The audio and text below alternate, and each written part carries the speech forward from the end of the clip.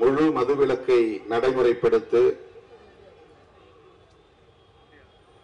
அரசு மதுபான கடைகளை இழுத்து மூடு என்னும் கோரிக்கைகளை வலியுறுத்தி விடுதலை சிறுத்தைகளின் சார்பில் ஒருங்கிணைக்க பெற்று நடைபெற்றுக் கொண்டிருக்கிற இந்த ஆர்ப்பாட்டத்தில் நம்முடைய அழைப்பை ஏற்று வருகை இருந்து பங்கேற்று இந்த கோரிக்கைகளுக்கு வலுவூட்டக்கூடிய வகையிலே உரையாற்றி அமர்ந்திருக்கிற இந்திய கம்யூனிஸ்ட் கட்சியின் மாநில துணை செயலாளர் தோழர் மு வீரபாண்டியன் அவர்களே, எனக்கு முன்னர் இங்கே மிகச் சிறப்பான ஒரு உரையை வழங்கி முழுமையான மதுவிலக்கை ஏன் நடைமுறைப்படுத்த வேண்டும் என்பதை விளக்கி உரையாற்றி அமர்ந்திருக்கிற மார்க்சிஸ்ட் கம்யூனிஸ்ட் கட்சியின் தேசிய குழு உறுப்பினர் தோழர் ஜி ராமகிருஷ்ணன் அவர்களே, இந்த ஆர்ப்பாட்டத்தில் பங்கேற்று உரையாற்றி விடைபெற்று சென்றிருக்கிற நமது கட்சியின் சட்டமன்ற உறுப்பினர்கள் ஆலூர் ஷானவாஸ் அவர்களே, SS பாலாஜி அவர்களே, இந்நிகழ்வில் பங்கேற்று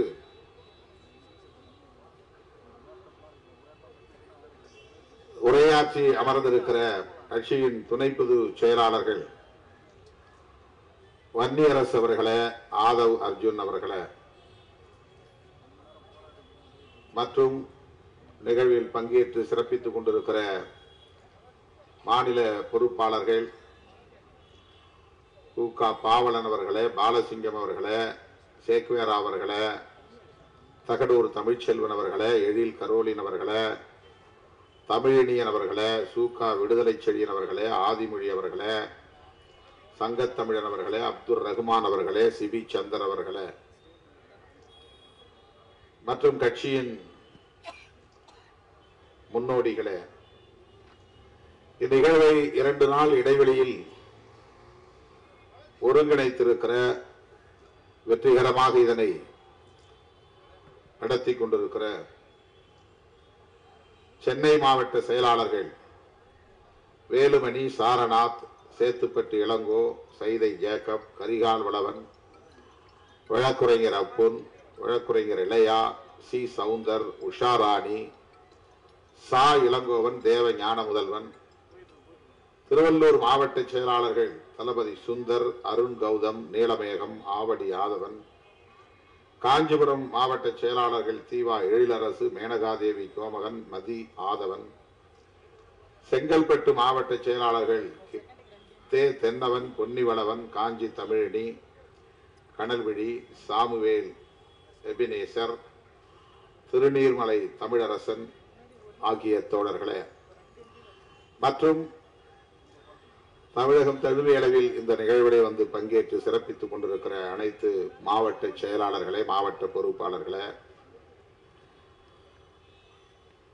அழைக்கும் போதெல்லாம் ஓடோடி வந்து மாநாடாக இருந்தாலும் ஆர்ப்பாட்டமாக இருந்தாலும் பங்கேற்று விடுதலை சிறுத்தைகளின் சக்தி இதுவென ஒவ்வொரு நிகழ்விலும் நிரூபித்துக் கொண்டிருக்கிற என் உயிரின் உயிரான விடுதலை சிறுத்தைகளே,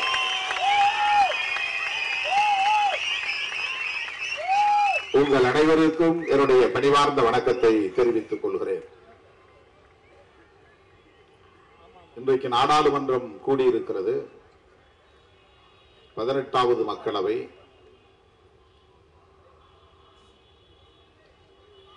இன்றும் நாளையும் நாளை மறுநாளும் தொடர்ந்து 3 நாட்களுக்கு அனைத்து நாடாளுமன்ற உறுப்பினர்களும் உறுதிமொழி ஏற்று பதவியேற்கிற நிகழ்வுகள் ஒருங்கிணைக்கப்பட்டுள்ளன.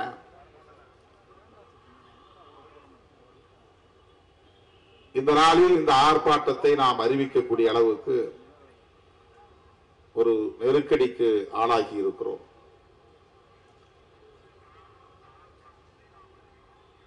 இருபதாம் தேதி நான் கள்ளக்குறிச்சிக்கு சென்றேன். அங்கு போய் மக்களை சந்தித்த பிறகு மக்களின் கோரிக்கையாக உணர்ந்து இந்த ஆர்ப்பாட்டத்தை அறிவிக்க நேர்ந்தது. 18ஆம் தேதி இந்த கொடும் துயரம் தொடர்பான தகவல்கள் ஊடகங்களில் வெளியானது. அரசல் புரசலாக இந்த செய்திகள் வந்து கொண்டிருந்தன. 19ஆம் தேதி தான் தீவிரமடைந்தது. எதிர்கட்சிகளை சார்ந்தவர்கள் எல்லாம் உடனே களத்துக்கு போய்விட்டார்கள். ஆளுங்கட்சியின் மீது விமர்சனம் செய்வதற்கு ஒரு அரிய வாய்ப்பு என்று கருதி உடனே களத்திற்கு போனார்கள். ஏற்கனவே ஒப்புக்கொண்ட நிகழ்ச்சிகள் மற்றும் தவிர்க்க முடியாத பல காரணங்களால் நான் 20ஆம் தேதி மாலைதான் அங்கே செல்ல முடிந்தது. தோழர்கள் இங்கே அதை குறிப்பிட்டார்கள். 20ஆம் தேதி நான் கருணாபுரத்திற்கு போய் நள்ளிரவு 1 மணி வரையில் பாதிக்கப்பட்ட குடும்பத்தினரை சந்தித்தேன். 12 குடும்பங்களைத்தான் சந்திக்க முடிந்தது. இரவு அங்கேயே தங்கிவிட்டு அடுத்த நாள் காலை தொடங்கி அதே போல 21ஆம் தேதி நள்ளிரவு வரையில் கள்ளக்குறிச்சியை சுற்றியுள்ள பாதிக்கப்பட்ட கிராமங்களுக்கெல்லாம் சென்று பாதிக்கப்பட்ட மக்களை எல்லாம் சந்தித்து ஆறுதல் சொல்லிவிட்டு சென்னைக்கு திரும்பினேன். ஏறத்தாழ 57 குடும்பங்களை சந்தித்தோம். பாதிக்கப்பட்டவர்கள் அனைவரும் தலித்துகள், ஆதி திராவிடர்கள் என்று சொல்லப்படுகிறது.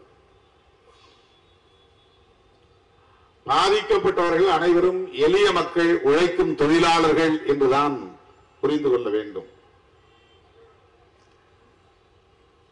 காட்டுநாயக்கர் சமூகத்தை சார்ந்த 12 குடும்பத்தினர் உயிர் பலி ஆகியிருக்கிறார்கள். வன்னியர் சமூகத்தை சார்ந்தவர்கள் 10க்கும் மேற்பட்டவர்கள் பலியாகி இருக்கிறார்கள். 15. மாதவச்சேரின்னு ஒரு கிராமம் கள்ளக்குறிச்சியிலிருந்து 30 கிலோமீட்டருக்கு அப்பால் இருக்கிறது. அந்த ஊருக்கு செல்லுகிற வழியிலே தேவபாண்டலம், அந்த ஊரில் ஒருவர் இறந்து போனார். அவர் ஒரு இஸ்லாமிய சகோதரர், அன்வர் பாஷா என்று ஒரு எளிய குடும்பத்தை சார்ந்தவர். அதற்கு அடுத்த கிராமம் சேஷசமுத்திரம் என்ற ஒரு கிராமம். அங்கே 2 பேர் இறந்து விட்டார்கள். ஒரு குடும்பம் தான் அங்கே இருக்கிறது, இன்னொரு குடும்பம் யாருமே இல்லை, இறந்து போனார்கள். உறவினர்கள் வந்தார்கள், அடக்கம் செய்துவிட்டு போய்விட்டார்கள். அந்த ஊரில் யாரும் இல்லை. அந்த 2 பேருமே வன்னியர் சமூகத்தை சார்ந்தவர்கள். அந்த குடும்பத்தை, ஒரு குடும்பத்தை மட்டும் சந்தித்து ஆறுதல் சொல்லிவிட்டு திரும்பினோம். மாதவச்சேரி என்கிற கிராமத்தில் 6 பேர் உயிரிழந்திருக்கிறார்கள். 6 பேரும் வன்னிய சமூகத்தை சார்ந்த ஏழை மக்கள். 6 பேரும். அதிலே முதலில் இறந்தவர் பெயர் ஜெயமுருகன். அவர் இந்த நச்சு சாராயத்தை அருந்தியதால் இறந்தார் என்று தெரிவதற்கு முன்பே வழக்கமாக இவர் குடிக்கிறவர், ஏதோ காரணத்தால் இறந்து போனார் என்று அடக்கம் செய்து விட்டார்கள். அவருக்கு அந்த 10 லட்சம் ரூபாய் இழப்பீடே கிடைக்குமா என்ற ஒரு கேள்விக்குறி. ஏனென்றால் அது பற்றிய தகவல்கள் வெளிவருவதற்கு முன்பே அவர் அடக்கம் செய்யப்பட்டு விட்ட காரணத்தினால் அந்த வழக்கு இது நச்சு சாராயத்தால் பலியானவர் என்கிற வழக்காக பதிவாகவில்லை. போஸ்ட்மார்ட்டம் செய்யப்படவில்லை, பிணக்கூர் ஆய்வு செய்யப்படவில்லை. அதே போல அந்த ஊரிலே இன்னொருவர் இளையராஜா, அவருடைய உடலும் அப்படித்தான். இன்னொருவர் நாராயணசாமி, அவரும் அப்படித்தான். இன்னொருவர் கண்ணன், அவருடைய உடல் 2-3 நாட்கள் மருத்துவமனையிலே இருந்து போஸ்ட்மார்ட்டம் செய்து அடக்கம் செய்திருக்கிறார்கள். ஆனால் அதுவும் அந்த வழக்கு பட்டியலில் இடம்பெறவில்லை. ஆகவே அந்த குடும்பத்தினருக்கெல்லாம் இந்த 10 லட்சம் ரூபாய் கிடைக்குமா என்ற கேள்வி.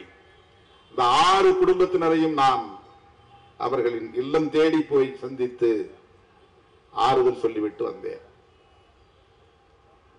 அதன் பிறகு மறுபடியும் கள்ளக்குறிச்சிக்கு வந்து கோட்டைமேடு பகுதியிலே பாதிக்கப்பட்டவர்கள் 2 பேர், ஒரு குடும்பம் நாடார் குடும்பம், தகவலுக்காக சொல்லுகிறேன். இன்னொரு குடும்பம் அந்நியர் குடும்பம். ஏழை எளிய குடும்பத்தை சார்ந்த உழைக்கும் தொழிலாளர்கள், மூட்டை தூக்கும் தொழிலாளர்கள், அன்றாடம் கூலி வேலைக்கு செல்லக்கூடிய எளிய மக்கள் அவர்கள். அதன் பிறகு மாமந்தூர், மாமந்தூரை முடித்துக் கொண்டு கரியப்பா நகர், கரியப்பா நகரை முடித்துக் கொண்டு பொறுப்படாக்குறிச்சி என்ற ஊரிலே போய் அன்றைக்கு இரவு முடிக்கிறோம். 21ஆம் தேதி காலை 10 மணிக்கு நான் கருணாபுரத்து ஆதிதிராவிடர் தெருவுக்குள்ளே நுழைந்தேன். 3:30 மணிக்குத்தான் வெளியே வந்தேன். அவ்வளவு வீடுகளிலும் போய் பாதிக்கப்பட்டவர்களை சந்தித்து ஒவ்வொரு இடத்திலும் அமர்ந்து என்ன நடந்தது என்று கேட்டு அவர்களை ஆற்றுப்படுத்தி விட்டு வந்தேன். கருணாபுரத்தில் நுழைந்தவுடனேயே முதல் வீடு சுப்பிரமணியன் வீடு. சுப்பிரமணியன் யார் என்றால் அவர் ஒரு உடையார் சமூகத்தை சார்ந்தவர். எளிய குடும்பங்களை சார்ந்த பெண்மணிகள் சூழ்ந்து கொண்டு அவர்கள் முன்வைத்த கோரிக்கை, முதலில் என்னை சந்தித்தவுடன் கைகளை கூப்பி கும்பிட்டு, ஐயா சாமி, நீங்கள் இந்த நாட்டுக்கே நல்லது செய்ய வேண்டும் என்றால் சாராய கடைகளை மூடுங்கள். இதுதான் கோரிக்கை, இதுதான் மக்கள் கோரிக்கை. கள்ளச்சாராயத்தை ஒழியுங்கள் என்பது மக்கள் கோரிக்கை அல்ல. சாராய கடைகளை மூடுங்கள் என்பதுதான் மக்கள் கோரிக்கை. அதனால்தான் சிறுத்தைகளின் போராட்டம் இங்கே அறிவிக்கப்பட்டது. அதை மறந்துவிடக் கூடாது.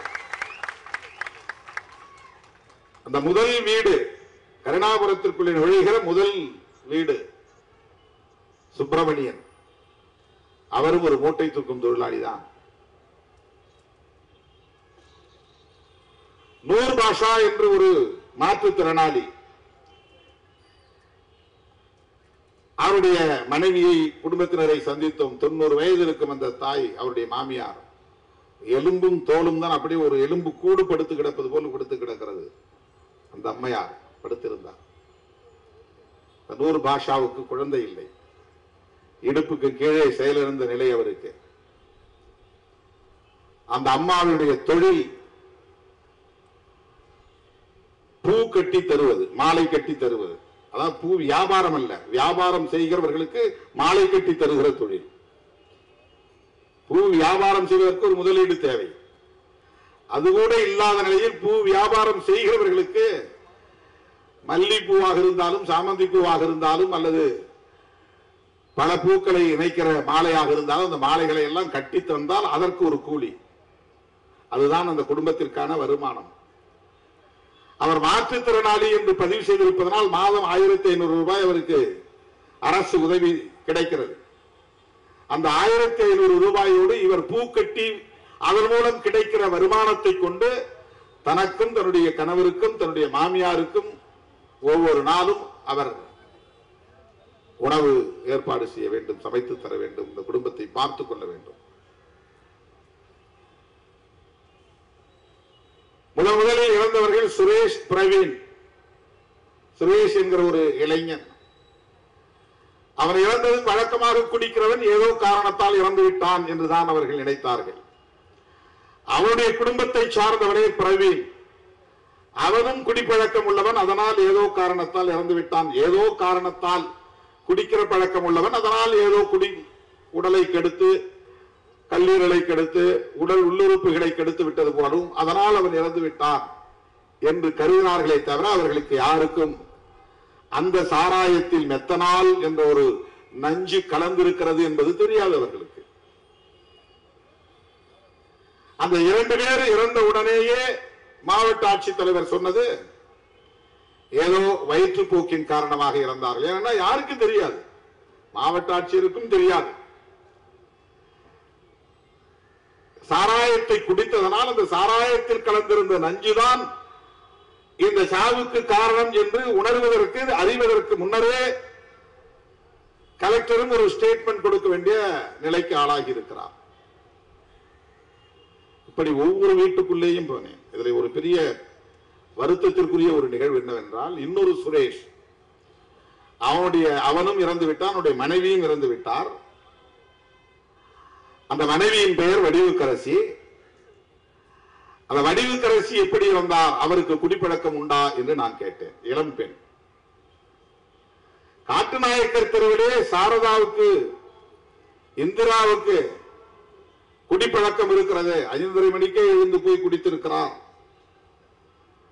எங்களுடைய குடும்பத்தை சார்ந்தவர்களே சொல்லுகிறார்கள். வடிவுக்கரசிக்கும் அப்படி குடிப்பழக்கம் இருக்கிறதா என்று நான் கேட்டபோது சுற்றிலும் இருந்தவர்கள் சொன்னது அதிர்ச்சியாக இருந்தது. தோழர்களே, இந்த அம்மாவுக்கு உடல் நலிவு, அவருக்கு பௌத்திரம் அடிக்கடி வலி ஏற்படுகிற போது காலை கடன் கழிக்க முடியாது. பௌத்திரம் வந்தா காலை கடன் கழிக்க முடியாது. ஓம வாட்டர் குடிக்க வேண்டும் என்று அவராக விரும்பி தன்னுடைய மகளிடத்திலே சொல்லி போய் ஓம தண்ணி வாங்கிட்டு வா. அந்த பெண் வெளியே போயிருச்சு ஓம தண்ணி வாங்குறதுக்கு. கணவன் சுரேஷ் 2 பாக்கெட் வாங்கிட்டு வந்து ஒரு பாக்கெட்டை உடைச்சி டம்ளர்ல ஊத்தி குடிச்சிட்டு அதே பாட்டில் அதே டம்ளர்ல இன்னொரு பாக்கெட்டை ஊத்தி வச்சுட்டு ஒரு போன் வந்தவனே போன் எடுத்துட்டு வெளியே போயிடுறாரு. இந்த அம்மா வெளியில இருந்து உள்ள வந்திருக்கிறாங்க. வந்ததும் அந்த டம்ளர்ல தண்ணி இருந்திருக்கு. அது ஓம தண்ணின்னு நினைச்சு எடுத்து குடிச்சிட்டாங்க. நம்ம போய் பொண்ணை வாங்கிட்டு வர சொன்னா அது வாங்கிட்டு வந்து ஊத்தி வச்சிருக்கு போட்டிருக்கு, அதை குடிக்கணும், குடிச்சிருக்காங்க. ஓம தண்ணி மாதிரி தான், அதுவும் கலர்லெஸ். அதுல கலர் இருக்காது. ஒரு மஞ்சளா இருந்திருக்கோ அல்லது வேற மாதிரி ஏதாவது கலரா இருக்க, வெறும் அப்படி தண்ணி, தேங்காய் தண்ணி மாதிரி சொல்லுவாங்களா, அப்படி இருந்துச்சு தண்ணி. நான் அதை பார்த்தேன். அந்த பாக்கெட்லாம் தூக்கி போட்டிருந்தாங்களே, பாக்கெட் தூக்கி போட்ட பாக்கெட்டை எடுத்து பார்த்தா அதுல கொஞ்சம் மிச்சம் இருந்த அந்த சாராயத்தை பார்த்தேன். அப்படியே கிளியரா இருக்கு, எந்த கலரும் கிடையாது அதுல. வடிவுக்கரசி அதனால் இறந்து போனார். சுரேஷ் குடிப்பழக்கம் உள்ளவர். மனைவி வடிவுக்கரசி ஓமத்தண்ணி என்று குடித்து இறந்து போனார். இப்படி ஒவ்வொரு வீட்டுக்குள்ளேயும் நுழைந்து ஒவ்வொருவரையும் தனித்தனியே சந்தித்து 70 வயது வரை முதிர்ந்த நபர்களும் இந்த குடிப்பழக்கத்திற்கு ஆளாகி இருக்கிறார்கள். 30 வயதுக்குட்பட்ட இளைஞர்களும் இளம் பெண்களும் இந்த குடிப்பழக்கத்திற்கு ஆளாகி இருக்கிறார்கள். தெரு தெருவாக நடந்து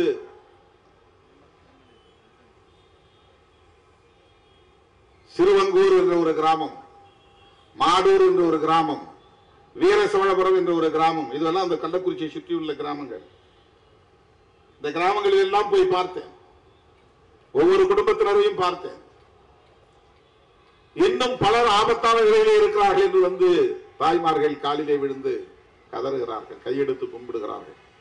எப்படியாவது என் பேரப்பிள்ளையை காப்பாத்து, எப்படியாவது என் புருஷனை காப்பாத்து. ஆபத்திலே இருப்பவர்களை காப்பாற்றுங்கள் என்று சொல்லுகிற குரலுக்கு அடுத்து ஓங்கி உரத்து ஒலித்த குரல் சாராய கடைகளை மூடுங்கள் என்பதுதான். அன்றைக்கு இரவே நான் கள்ளக்குறிச்சி அரசு மருத்துவமனைக்கு போனேன். நூற்றுக்கணக்கானவர்கள் அங்கே அனுமதிக்கப்பட்டிருந்த நிலையில் 18 பேர் வெண்டிலேட்டர் பொருத்தப்பட்டு செயற்கை சுவாசத்தில் கிடத்தப்பட்டிருந்தார்கள். ஐசியூல இருந்தாங்க, தீவிர சிகிச்சை பிரிவிலே இருந்தார்கள். 18 பேரையும் தனித்தனியாக பார்த்தேன். அதிலே தலித்துகளும் உண்டு, தலித் அல்லாதவர்களும் உண்டு, இளைஞர்களும் உண்டு. பெரும்பாலும் அவ்வளவு பேருமே மூட்டை தூக்கக்கூடிய தொழிலாளர்களாக இருக்கிறார்கள், அல்லது கொத்து வேலை செய்யக்கூடிய தொழிலாளர்களாக இருக்கிறார்கள், ஓட்டுநர்களாக இருக்கிறார்கள்,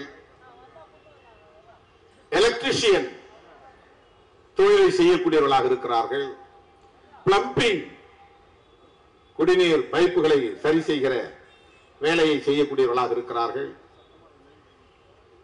ஒரு நாளைக்கு 200 ரூபாயிலிருந்து 600 ரூபாய் வரையில் சம்பாதிக்கக்கூடிய வேலைகள்.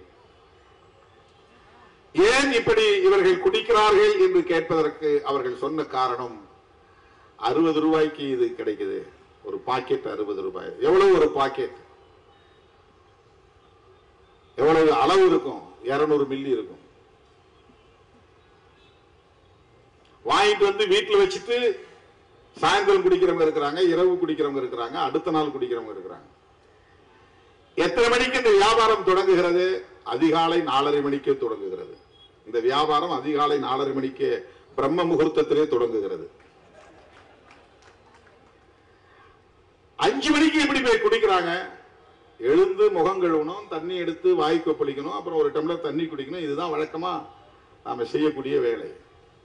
ஆனால் அவர்கள் எழுந்து வாய் கொப்பளிப்பதே சாராயத்தில் தான் கொப்பளிக்கிறார்கள். அப்படி மூளையை கடிச்சு வாயில கொப்பளிச்சு ஊத்திட்டு மிச்சத்தை குடிச்சிடுறது. சாராயம்னு கேட்கறதுல மூளை கடிச்சா இருக்கா அப்படின்னு தான் கேட்கறாங்க.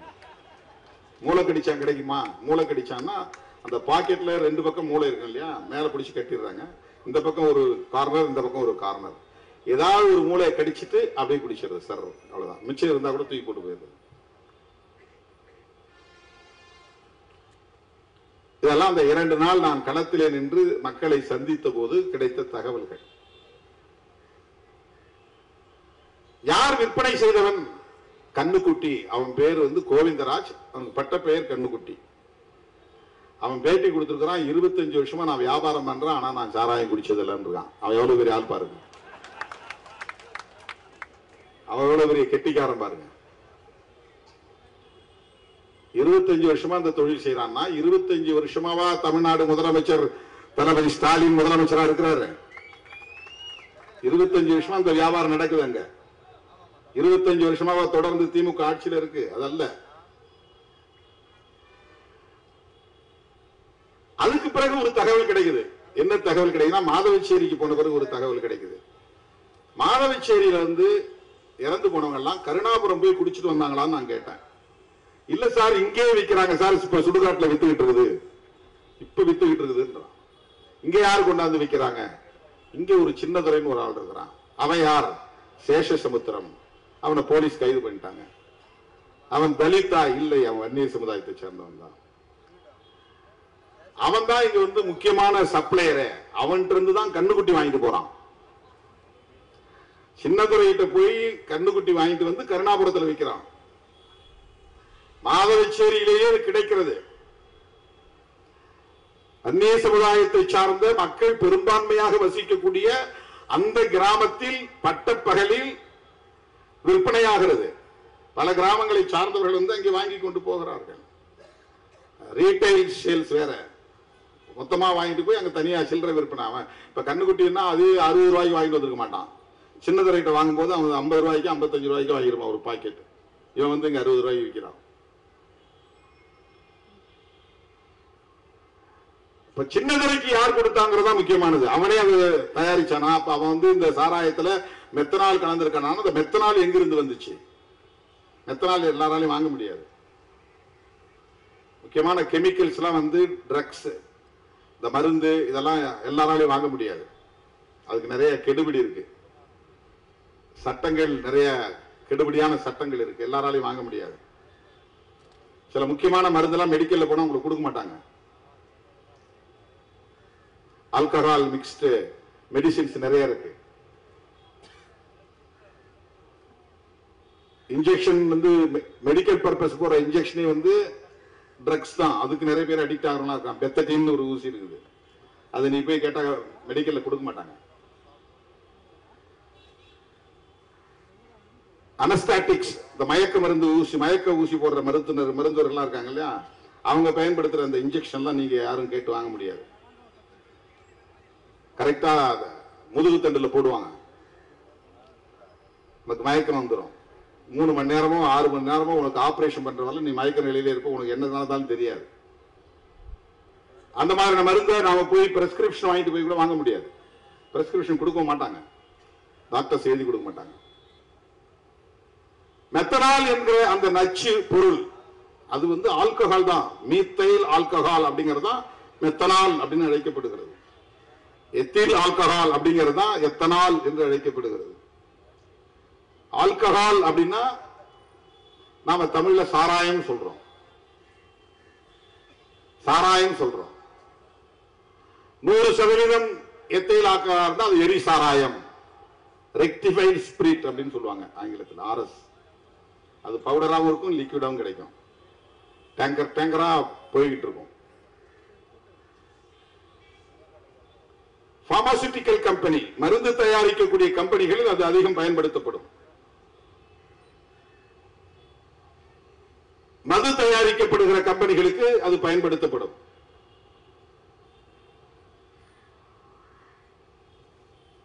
இந்த மது என்பது ஏதோ புதிதாக இந்த காலகட்டத்தில் திமுக, அதிமுக வந்த பிறகுதான் அறிமுகமானது என்று இல்லை. காலம் காலமாக மனிதன் தோன்றிய காலத்திலிருந்து மதுவுக்கும் மனிதனுக்கும் நெருக்கமான தொடர்பு உண்டு. அதனால்தான் 2000 ஆண்டுகளுக்கு முன்னாலேயே வள்ளுவன், ஐயன் திருவள்ளுவன் மதுவுக்கு எதிராக ஒரு அதிகாரத்தை வைத்திருக்கிறான். கல்லுண்ணாமை. கல் அப்படிங்கிறது வேற மொழியில மது, தமிழ்ல கல்லு. அது பனங்கல்லு தென்னங்கல்லு மட்டும் இல்ல, கல் என்றாலே போதை தரக்கூடிய ஒரு பொருள் என்று பொருள். கல்லுன்னா வெறும் கல்லு மட்டும் குறிக்கிறது அல்ல, கல்லு என்பது மதுவின் இன்னொரு பெயர். அது கல்லுண்ணாமை என்பது மது அருந்தாமை. வெவ்வேறு முயற்சிகளை ஏற்படுத்தி வெவ்வேறு வடிவங்களில் போதைக்கான பொருளை அப்பவே மனுஷன் தேடி இருக்கிறான். வெறும் கல்லு குடிச்சா போதெல்லாம் ஏறாது. அந்த கல்லுல ஊமத்தை காய போட்டு தேய்ப்பாங்க. உள்ள ஊமத்தை சாரும் சேர்ந்தாதான் கல்லு போதை வரும். கல்லு வெறும் கல்லு குடிச்சா போதையே ஏறாது. அது ஒரு புளிச்ச நீராகாரத்தை குடிச்ச மாதிரி இருக்கும். அது ஒரு மரத்துல நிறைய கல்லு கிடைக்காது. லிட்டரா லட்சக்கணக்கான லிட்டர் தேவைப்படக்கூடிய இடத்துல நீங்க மரத்திலையும் தென்னை மரத்திலையும் கல் இறக்கி எப்படி சப்ளை பண்ண முடியும்? பத்தாது. அந்த காலத்திலேயே கல்லு போதை தரக்கூடிய பொருளாக பயன்படுத்தப்பட்டிருக்கிறது. இந்த போதையை தருவதற்கு என்னென்ன பொருளை சேர்க்க முடியுமோ கள்ளச்சாராயம் காய்ச்சக்கூடியவர்கள் ஒரு பொருளை போட்டு ஊறல், அதுக்கு பேரு ஊறல்னு பேரு, ஊற வைப்பான். பெரிய பெரிய டேங்கர்ல போட்டு பெரிய பெரிய பேரல் இருக்கு பாருங்க, இந்த தார்லாம் வரக்கூடிய டின் இருக்கு பாருங்க, அதெல்லாம் சுத்தம் பண்ணிட்டு அதுலதான் போட்டு ஊற வைப்பான். அதுல பன்னி விட்டையும் கலக்குறான். போதை தர்றதுக்கு ஊரல் தயாரிப்பதில் பன்னி விட்டையும் கலக்குறான், பேட்டரி செல் கலக்குறான். பல மரங்களுடைய நார்கள், நாவப்பட்ட, வேலம்பட்ட, பெரிய பெரிய மரங்கள்ல பட்டையை உரிச்சு அந்த பட்டையை போல நசுக்கி உள்ள போடுவான். சாராயம் காய்ச்சறதுல அதை பல நாட்கள் ஊற வைக்கணும், மாத கணக்கில் ஊற வைக்கணும், மண்ணுக்கு அடியில் புதைச்சு வைப்பான். அப்புறம் தான் அதை காய்ச்சி அந்த ஆவி வெளியே வரும்போது அதை குளிர வச்சு தண்ணியா வடிச்சு எடுப்பான். சாராயம் காய்ச்சறது ஒரு பெரிய தொழில். அது காலங்காலமாக இருந்து வருகிறது, இப்போது இல்லை. இதெல்லாம் மனுஷன் தன்னுடைய முயற்சி அப்பவே கண்டுபிடிச்சிருக்கான். எதெல்லாம் போட்டா போதை ஏறுன்னு அவனுக்கு தெரியும். இப்ப டர்பண்டைன்ல பயன்படுத்துறாங்க. அந்த பெயிண்ட் எல்லாம் அடிக்கிறாங்க பாருங்க, அந்த பெயிண்ட் எல்லாம் எடுத்து பயன்படுத்துறாங்க. அதுல இருந்து எடுத்து போதையை பிரிக்கிறாங்க. எல்லாத்திலையும் ஆல்கஹால் மிக்ஸ்ட். இந்த நீங்க பெயிண்ட் அடி வார்னிஷ் அடிக்கும் போதே ஒரு ஸ்மெல் வரும் பாருங்க, அதெல்லாம் ஆல்கஹால் மிக்ஸ்ட். அது இந்த ஆல்கஹாலை பிரிக்கிறது. மெயினா ஆல்கஹால் எதுல இருந்து தயாரிக்கிறாங்கன்னா கரும்பு சாறுல இருந்து தான் தயாரிக்கிறாங்க. கரும்பை அரைக்கும் போது சக்கை வெளியே வந்த பிறகு அது மொத்தமும் சர்க்கரை ஆவறதில்லை. அதுல மொலாசஸ் ஒரு பிரிவு தனியா எடுக்கிறாங்க. அதை வடிச்சு அதுல இருந்து தான் ஆல்கஹால் எடுக்கிறாங்க. சுகர் ஃபேக்டரியில வெறும் சர்க்கரை மட்டும் உற்பத்தி ஆவறதில்லை. சுகர் ஃபேக்டரி சர்க்கரை ஆலையில மிக முக்கியமான உற்பத்தியே மொலாசஸ் தான். இந்த மொலாசஸ் எதுக்காகனா ஆல்கஹால் உற்பத்தி பண்றதுதான். இந்த ஆல்கஹால் சாராயம் தயாரிக்க, மது தயாரிக்கும் பயன்படுத்தப்படுகிறது, மருந்து தயாரிப்பதற்கும் பயன்படுத்தப்படுகிறது. மெடிசின்ஸ், மாத்திரையா இருந்தாலும் சரி, இன்ஜெக்ஷன் ஊசி போடக்கூடிய மருந்தாக இருந்தாலும் சரி.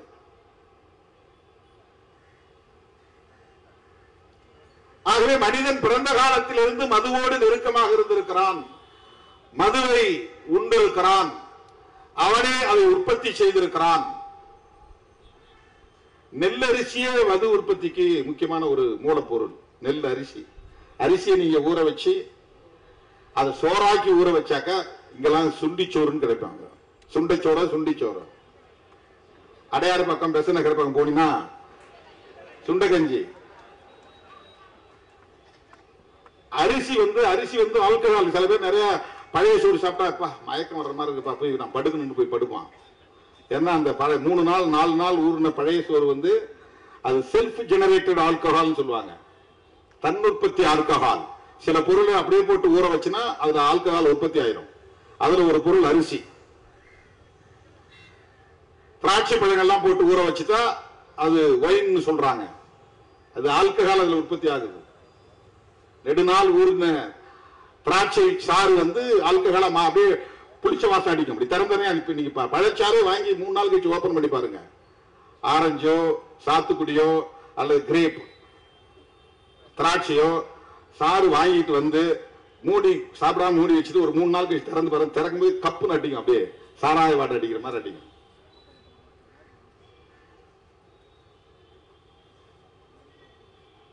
ஆல்கஹால் தான். ஆகவே இந்த மது என்பது மனிதன் பிறந்த காலத்திலிருந்து மனிதன் அதை கண்டுபிடித்து அதை பல்வேறு வடிவங்களில் உற்பத்தி செய்திருக்கிறான், குடித்திருக்கிறான், தொடர்ந்து குடித்து வருகிறான். இது அனைவரும் ஒப்புக்கொள்ள வேண்டிய உண்மை. அதனால்தான் 2000 ஆண்டுகளுக்கு முன்னால் ஐயன் திருவள்ளுவன் 133 அதிகாரங்களை எழுதிய அந்த திருக்குறளில் ஒரு அதிகாரம் கல்லுண்ணாண்மை.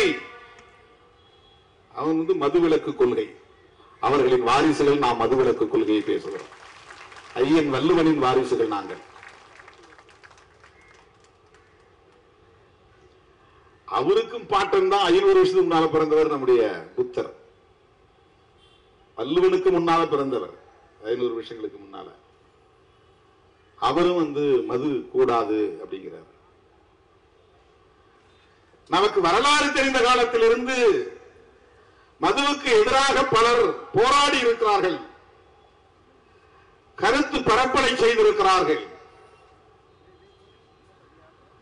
நம்மையெல்லாம் மனிதர்களாய் தலைநகர வைத்த நம்முடைய மகத்தான தலைவர் புரட்சியாளர் அம்பேத்கர் அவர்கள் பம்பாய் மாகாணத்திலே சட்டமன்ற உறுப்பினராக இருந்த போதே அந்த அவையில் மதுவிலக்கை வலியுறுத்தி பேசியிருக்கிறார். நாங்கள் அம்பேத்கரின் வாரிசுகள், அதனால் மதுவிலக்கை வலியுறுத்துகிறோம். நாங்கள் பகவான் புத்தரின் வாரிசுகள், ஐயன் திருவள்ளுவனின் வாரிசுகள். எனவே மதுவிலக்கு கொள்கையை ஒரு தொலைநோக்கு பார்வையோடு நாங்கள் முன்வைக்கிறோம். தற்காலிக அரசியல் ஆதாயத்திற்காக இதை பேசவில்லை. புரட்சியாளர் அம்பேத்கர் அவர்கள் அரசமைப்பு சட்டத்தை எழுதுவதற்கான வாய்ப்பை பெற்ற சூழலில் அரசமைப்பு சட்டத்திலேயே அதை பதிவு செய்கிறார். இந்த கோரிக்கை அதுதான். தமிழ்நாடு அரசே என்று நாங்கள் கோரிக்கை வைத்தாலும் கூட எங்கள் கோரிக்கை இந்த மதுவிலக்கு கோரிக்கையை தமிழ்நாட்டிலே தடை செய்யுங்கள் என்று மட்டும் நாங்கள் சொல்லவில்லை. இதை தேசிய கொள்கையாக அறிவிக்க வேண்டும். இந்தியா முழுவதும் மதுவிலக்கை நடைமுறைப்படுத்த வேண்டும்.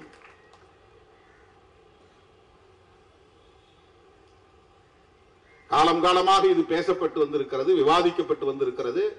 அரசமைப்பு சட்டத்தை விவாதிக்கிற போது, அரங்கேற்றுகிற போது நடந்த விவாதங்களில் கருத்து பகிரப்பட்டிருக்கிறது. டைரக்டிவ் பிரின்சிபல்ஸ் என்று ஒரு பகுதி இருக்கிறது, வழிகாட்டும் நெறிமுறைகள். மாநில அரசுகளுக்கு வழிகாட்டக்கூடியது, இந்திய ஒன்றிய அரசுக்கு வழிகாட்டக்கூடியது. ஆர்டிகிள் 47 47 அதுல என்ன சொல்லுகிறது, என்ன சொல்லியிருக்கிறார்கள் என்றால், என்ன சொல்லியிருக்கிறார் புரட்சியாளர் அம்பேத்கர் அவர்கள் என்றால், ஏன்னா அவர் வகுத்தளித்த வரையறுத்த சட்டம் தான் அரசமைப்பு சட்டம். இன்றைக்கு அந்த சட்டத்தை ஏந்திக் கொண்டுதான் ராகுல் காந்தி, சோனியா காந்தி, மல்லிகார்ஜுன் கார்கே, திராவிட முன்னேற்ற கழகம், விடுதலை சிறுத்தைகள் கட்சி என்று இந்தியா கூட்டணியை சார்ந்த அனைவரும் காந்தி சிலை நிறுவப்பட்டிருந்த இடத்திலிருந்து ஊர்வலமாக சட்டத்தை கையில் ஏந்திக் கொண்டு நாடாளுமன்றத்திற்குள்ளே நுழைந்தோம்.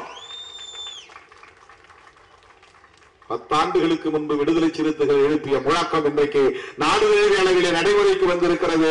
அரசமைப்பு சட்டத்தை பாதுகாப்போம். நரேந்திர மோடி பிரதமர் வேட்பாளராக அறிவிக்கப்பட்ட நாளில் இருந்து அரசமைப்பு சட்டத்திற்கு ஆபத்து என்று அடிவயிறு வலிக்க வலிக்க கத்தி கத்தி பேசி வருகிற இயக்கம் விடுதலை சிறுத்தைகள் கட்சி. டிமானிட்டைசேஷன் என்று ரூபாய் மதிப்பிழப்பு நடவடிக்கையை மேற்கொண்ட உடனேயே பாண்டிச்சேரி, புதுச்சேரியில் அரசமைப்பு சட்ட பாதுகாப்பு மாநாட்டை நடத்திய இயக்கம் விடுதலை சிறுத்தைகள் கட்சி. தமிழ்நாடு பாண்டிச்சேரி என்று மட்டுமில்லாமல் ஆந்திராவிலே மட்டும் 3-4 இடங்களிலே, குப்பம், மதனப்பள்ளி, பல்வேறு இடங்களிலே, குண்டூர் போன்ற இடங்களிலே அரசமைப்பு சட்ட பாதுகாப்பு மாநாட்டை நடத்தியிருக்கிறோம். கர்நாடகாவில் நடத்தியிருக்கிறோம், தெலுங்கானாவில் நடத்தியிருக்கிறோம். 10 ஆண்டுகளாக தொடர்ந்து இந்த அரசமைப்பு சட்டத்திற்கு ஆபத்தை எடுத்துரைத்தோம்.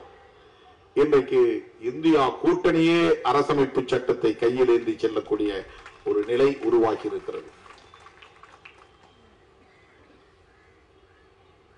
பிரதமர் மோடி இன்றைக்கு பதவியேற்ற போது அந்த அவையிலே அவ்வளவு பேரும் எதிர்கட்சிகளை சார்ந்த அத்தனை பேரும் அரசமைப்பு சட்டத்தை உயர்த்தி பிடித்தோம். அந்த அரசமைப்பு சட்டத்தை வகுத்தளித்தவர் புரட்சியாளர் அம்பேத்கர் அவர்கள். ஆகவே நடந்து முடிந்த தேர்தல் புரட்சியாளர் அம்பேத்கரின் கொள்கைகளுக்கும் அவருடைய எதிரிகளுக்கும் இடையே நடந்த யுத்தம் தான். தோழர்களே, அந்த அரசமைப்பு சட்டத்தின் டைரக்டிவ் பிரின்சிபிள்ஸ் என்கிற அந்த பகுதியிலே ஆர்டிகல் 47 என்கிற 47வது பிரிவு மதுவிலக்கை படிப்படியாக இந்திய ஒன்றிய அரசும் மாநில அரசுகளும் இணைந்து நடைமுறைப்படுத்த வேண்டும், சட்டம் இயற்ற வேண்டும், அதை பின்பற்ற வேண்டும். இதை சேர்த்தவர் புரட்சியாளர் அம்பேத்கர் அவர்கள். அப்போதே பலர் எழுந்து எதிர்ப்பு தெரிவித்திருக்கிறார்கள். இதெல்லாம் தனி மனித உரிமையிலே தலையிடுவது, அவன் விரும்புறவன் குடிக்கிறாங்க, நீ ஏன் அரசாங்கம் சட்டம் போடுற? அன்னைக்கே எதிர்த்து ஒருத்தன் பேசியிருக்கிறான். எளிய மக்கள் எக்கேடு கெட்டால் என்ன என்று எண்ணக்கூடியவர்கள் எல்லா காலத்திலும் இருப்பார்கள்.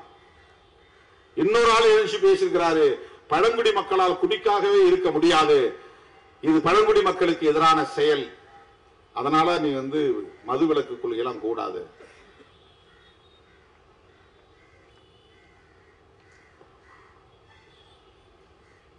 புரட்சியாளர் அம்பேத்கர் அவர்கள் அதிலிருந்து சமரசம் செய்து கொள்ளவில்லை, விடாப்பிடியாக இருந்தார்.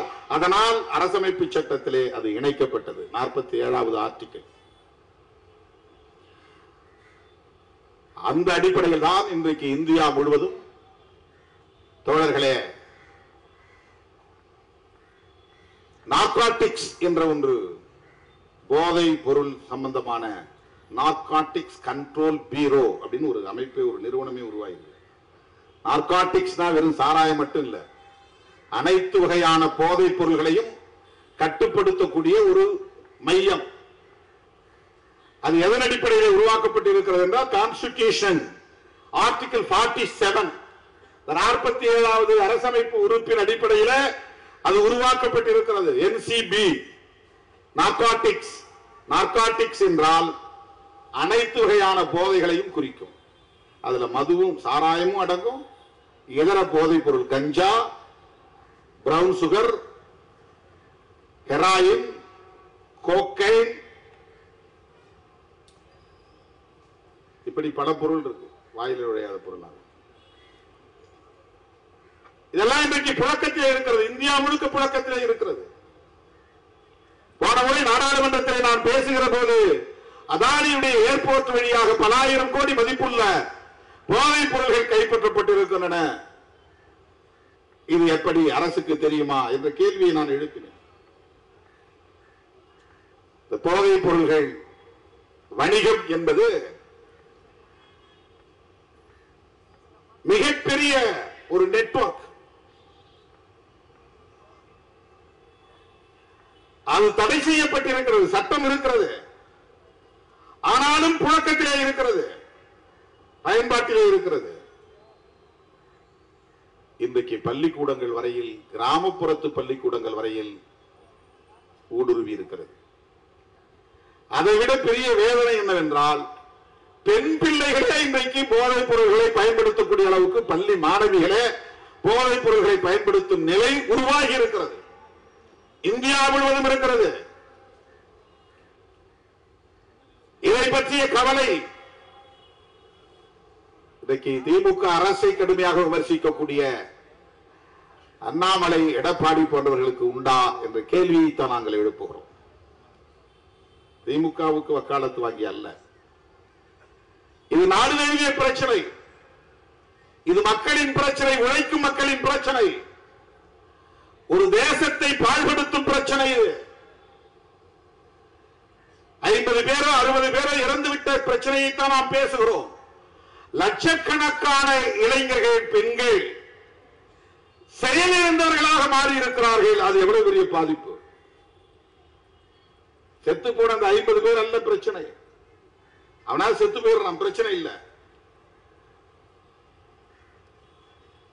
குடும்பத்தில் உள்ள பெண்களுக்கும் பிள்ளைகளுக்கும் ஒரு பாரம் தொலைந்தது என்று ஆகிவிடும். அவன் உயிரோடு இருக்கிறவரை அந்த குடும்பத்துக்கு பெரிய பாரம் தான். ஒரு ட்ரங்கார்டு, குடிப்பழக்கத்திற்கு அடிமையானவன் குடி நோயாளி என்றுதான் அழைக்கப்பட வேண்டும். அவன் குடிகாரன் அல்ல, குடி நோயாளி. அவனது குடும்பத்திற்கு பெரும் பாரம். குளிக்க மாட்டான், நல்ல உடை உடுத்த முடியாது, தேவையான நேரம் உறங்க மாட்டான், பொது இடத்தில் ஒழுங்கீனமாக நடந்து கொள்வான், கண்ட இடத்தில் வீழ்ந்து கிடப்பான், ஆடை இல்லாமல் கிடப்பான். உன் புருஷன் அங்கே கிடக்கிறான், வீழ்ந்து கிடக்கிறான், போய் தூக்கிட்டு வா. வாந்தி எடுத்து கிடப்பான், மலஜலம் கழித்து கிடப்பான். இதெல்லாம் குடும்பத்தின் மானம் போகிற செயல். அவனை திருத்த முடியாது. காலில் விழுந்து கதறி எழுதாலும் அவன் மாறமாட்டான். மிகப்பெரிய பாரமாக மாறுகிறான். அவன் குடும்பத்திற்கு பாரமாக மாறுகிறான் என்பதை விட ஒரு தேசத்தின் மனிதவிடம் பாதிக்கப்படுகிறது. அப்படி ஒவ்வொரு இளைஞரும் பாதிக்கப்பட்டால் யோசித்து பாருங்கள். 20 வயது 21 வயதிலே திருமணம் செய்து பெண்டாட்டி பிள்ளைகளோடு மகிழ்ச்சியாக இருக்க வேண்டியவனுக்கு குடிப்பழக்கத்திற்கு அடிமையானால் கல்யாணம் பண்ணி வைத்தாலாவது திருந்து விடுவான் என்று பெற்றோர் நம்பி அதை மறைத்து ஊரான் வீட்டு பிள்ளையை ஏமாற்றி திருமணம் செய்து கடைசியில் அந்த பெண் அந்த பிள்ளைகள் கடுமையான பாதிப்புக்கு ஆளாகக்கூடிய ஒரு நரக வாழ்க்கையை சந்திக்கக்கூடிய நிலை. குடித்துவிட்டு வருகிறவன் பெண்டாட்டியை அடிக்கிறான், பிள்ளைகளை அடிக்கிறான், பள்ளிக்கூடத்துக்கு போகாதே என்று சட்டையை கிழிக்கிறான், சான்றிதழ்கள் பெற்று வந்தால் சான்றிதழ்களை கிழிக்கிறான். இதெல்லாம் டொமஸ்டிக் வயலன்ஸ், குடும்பத்தில் நடக்கிற வன்முறைகள். ஆனால் அதை விட ஒரு பெரிய ஆபத்து, இந்த இளைஞர்கள் எல்லாம் எவ்வளவு பெரிய ஆற்றல், இளைஞர் சக்தி, யூத் போர்ஸ். இளைஞர்களும் இளம் பெண்களும் எவ்வளவு பெரிய ஆற்றல் மிக்கவர்கள். அவர்களால் எழுந்து நிற்க முடியாத அளவுக்கு தடுமாறி தடுமாறி விழுகிறார்கள். தன்னுடைய பெண் பிள்ளைகளை பாதுகாக்க வேண்டும் என்கிற பார்வை இல்லாமல் கிடக்கிறார்கள். அவர்கள் பட்டினி கிடக்கிறார்களா, சாப்பிடுகிறார்களா என்று கூட அவனால் தெரிந்து கொள்ள முடியவில்லை. இந்த பிள்ளைகள் படிக்க வேண்டுமே என்கிற கவலை அவனுக்கு இல்லை. அவன் அந்த குடும்பத்திற்கு மட்டுமல்ல, ஒரு தேசத்திற்கே பெரிய சொத்து. ஒவ்வொரு இளைஞனும் தேசத்திற்கான சொத்து. மனித வளம், ஹியூமன் ரிசோர்ஸ். குடிப்பழக்கத்திற்கு அடிமையாவதால் மனித வளம் கடுமையாக பாதிக்கப்படுகிறது. ஒரு ஊரின் வளர்ச்சி பாதிக்கப்படுகிறது, ஒரு மாநிலத்தின் வளர்ச்சி பாதிக்கப்படுகிறது. பல பேர் டிரைவர்களாக வர வாய்ப்பு இருக்கிறது, பேராசிரியர்களாக வர வாய்ப்பு இருக்கிறது, வழக்குரைஞர்களாக வர வாய்ப்பு இருக்கிறது, ஆசிரியர்களாக வர வாய்ப்பு இருக்கிறது, பேராசிரியர்களாக வர வாய்ப்பு இருக்கிறது. ஆனால் அவன் ட்ரங்கார்டாக மாறி மதுவுக்கு அடிமையாகி, அடிக்ஷன், அது இல்லாம அவனால இருக்க முடியாது. அதான் அடிக்ஷன். அந்த பொருளை தேடும், எழுதிச்சு உடனே அது குடிச்சா தேவலான்னு தேடும். அம்மா சண்டை போடுறாங்க, ஆமா. அப்பா சண்டை போடுறாரு, சரி. பொண்டாட்டி சண்டை போடுறா, ரைட்டு. பிள்ளைங்க நடுத்தருள் நிக்குது, எல்லாம் தெரியுது, ஆனா விட முடியாது. அதான் அடிக்ஷன். தப்புன்னு தெரியுது, ஆனா விட முடியல, அதுதான் அடிக்ஷன். சில பேருக்கு காலையில ஒரு பீடியை பத்த வச்சாதான் அவனுக்கு டாய்லெட்டே போக முடியும், இல்லைன்னா அவன் டாய்லெட் போக முடியாது. அது அடிக்ஷன். போய் பீடியை பத்த வச்சுதான் அவன் போய் பப்ளிக் டாய்லெட் போய் உட்காருவான், இல்லைன்னா அவன் பித்து பிடிச்ச மாதிரி அலைவான். போய் ஏதாவது, இப்பெல்லாம் பீடி இல்லை, இப்ப சிகரெட் தான். நிக்கோட்டினுக்கு அடிக்ஷன். பீடி சிகரெட் குடித்து குடித்து பழகி பழகி அதுக்குள்ள அவனுடைய பிரெயின் அதுக்கு அடிக்ட் ஆயிருது. அவனுக்கு காலை எழுச்சோன்னே அது. சில பேர் காஃபியோ டீயோ குடிச்சாதான் டாய்லெட்டுக்கு போவான், இல்லைன்னா அவனுக்கு சும்மா உட்காந்தே இருப்பான். அது அடிக்ஷன். அது ஒரு நாளைக்கு 16 டீ குடிச்சேன், 16 காஃபி குடிச்சேன் சில பேர். அடிக்ஷன். காஃபில காஃபைன் அப்படின்னு ஒரு போதைப் பொருள் இருக்கு, அது ஒரு அடிக்ஷன். அது அந்த போதைப் பொருளுக்கு அடிக்ஷன் ஆயிடுவான்.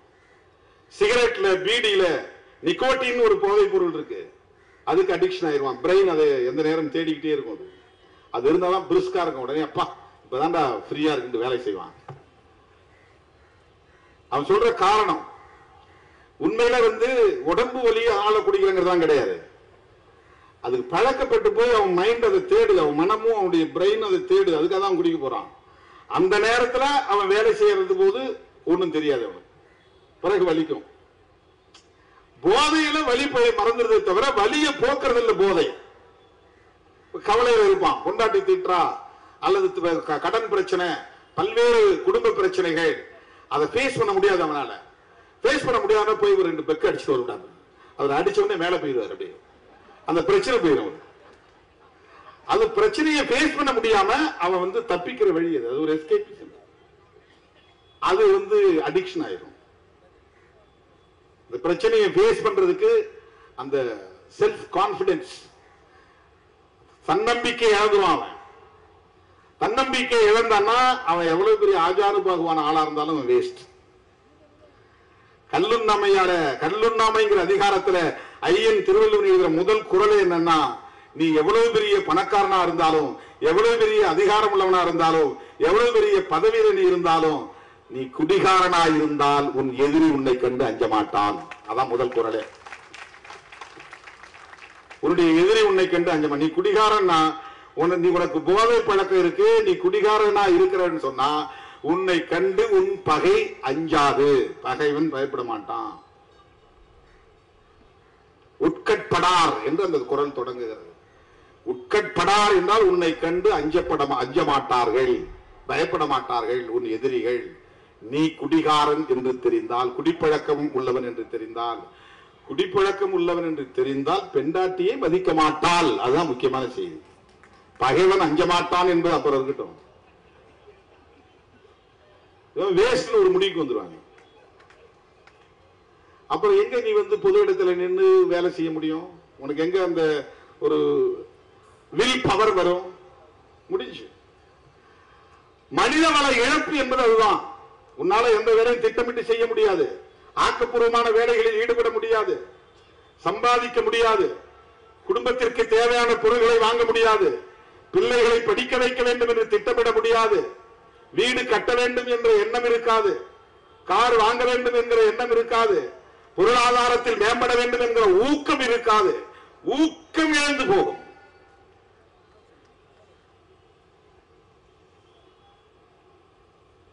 உடம்புல எந்த உறுப்பு பாதிக்கப்பட்டாலும் ரீப்ளேஸ் பண்ணிடலாம்.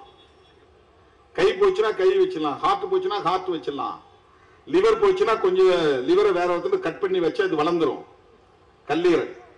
கல்லீரலுக்கு தானா வளர்றது, பூத்து தானா வளரும். கொஞ்சம் வச்சா போதும், ஒரு சின்ன பிட்டு வச்சா கூட போதும், கல்லீரல் வளர்ந்துரும். ரீப்ளேஸ் பண்ணிடலாம். கண்ணுக்கு கண்ணு வைக்கிறாங்க.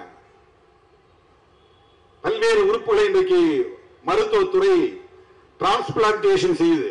கிட்னி டிரான்ஸ்பிளான்டேஷன், லிவர் டிரான்ஸ்பிளான்டேஷன், சிறுநீரக மாற்று அறுவை சிகிச்சை, கல்லீரல் மாற்று அறுவை சிகிச்சை, மூளையை மாற்று அறுவை சிகிச்சை கிடையாது. ஒருத்தர் மூளை எடுத்து இன்னொருத்தர் வச்சா அது வந்து பொருந்துமானா பொருந்தாது, இயங்குமானா இயங்காது.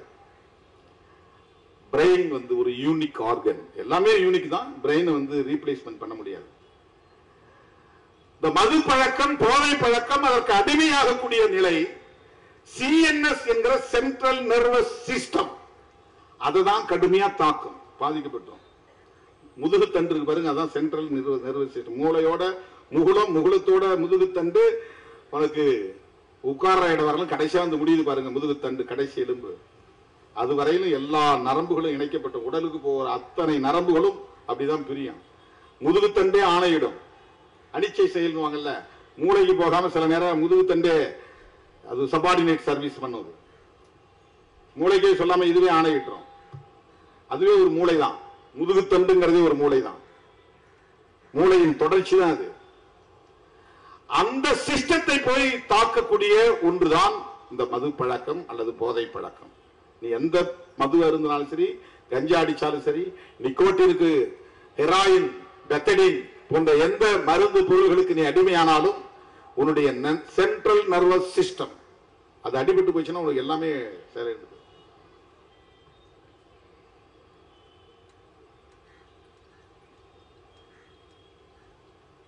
இதனால் என்ன பெரிய பாதிப்பு?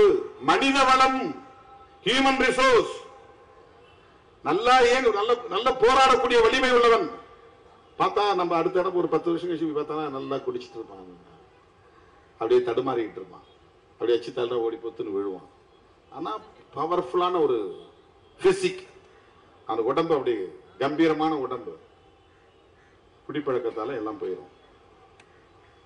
ஒவ்வொரு மனிதனுடைய ஆற்றலும் அபாரமானது. மதிப்பிட முடியாத ஆற்றல் மனித ஆற்றல். ஒரு சுரங்கத்தை வெற்றா அதுல இவ்வளவு நிலக்கரி, இத்தனை டன் நிலக்கரி இருக்கு, அது இவ்வளவு வேல்யூ இருக்குன்னு மதிப்பிட முடியும். தங்க சுரங்கத்துல இத்தனை அடி ஆழத்துக்கு போனா இத்தனை வருஷத்துக்கு தங்கத்தை வெட்டி எடுக்கலாம், அது அதனுடைய வேல்யூ நீ மதிப்பிட்டு முடியும். ஒரு ஏக்கர் கரும்பு போட்டா இத்தனை டன் கரும்பு வரும், அதுல இவ்வளவு சாறு கிடைக்கும், இவ்வளவு சுகர் கிடைக்கும், நீ வேல்யூ பண்ணிட முடியும். மனித வளத்தை நீங்க வேல்யூ பண்ண முடியாது. அது அபாரமான ஆற்றல். ஒருத்தன் என்ன ஆற்றல் தெரிய பாக்குறதுக்கு பல்லு நீட்டிட்டு இருக்கும், கை ஒரு மாதிரி சிம்பி போயிருக்கும், ஆனா அவன் இருக்கிற ஆற்றல் பெரிய பயங்கரமான ஆற்றலா இருக்கும். ஆளை பார்த்து எடை போட்ட முடியாது. மனித ஆற்றல்ங்கிறது எவாலுவேட் பண்ண முடியாத ஒரு ஆற்றல். மனித வளம் என்பது மகத்தானது. அந்த மனித வளம் பாதிக்கப்படுகிறது. 60 பேர் செத்தாங்கிறது பிரச்சனை இல்லை. அந்த மாதிரி பல லட்சம் பேர் ஆற்றல் இழந்து கிடக்கிறான். ஒரு ஊருக்கு நான் போற ராத்திரி 6 மணிக்கு 8 மணிக்கு போறேன்னா ஒரு 100 பேர் திரண்டு நிற்கிறான்னா அதுல 30 பேர் செயலிழந்தவனா இருக்கிறான், குடிகாரனா இருக்கிறான். ஒரு மாநாடு நடத்துற 10,000 பேர் இருக்காங்கன்னா அந்த மேடைக்கு 2 பக்கத்துல நிக்கிறவன் அதுல பாதி பேர் குடிகாரனா இருப்பான். அவன் உட்காரவே மாட்டான், அவனுக்கு சேர் போட்டாலும் கிடைக்காது,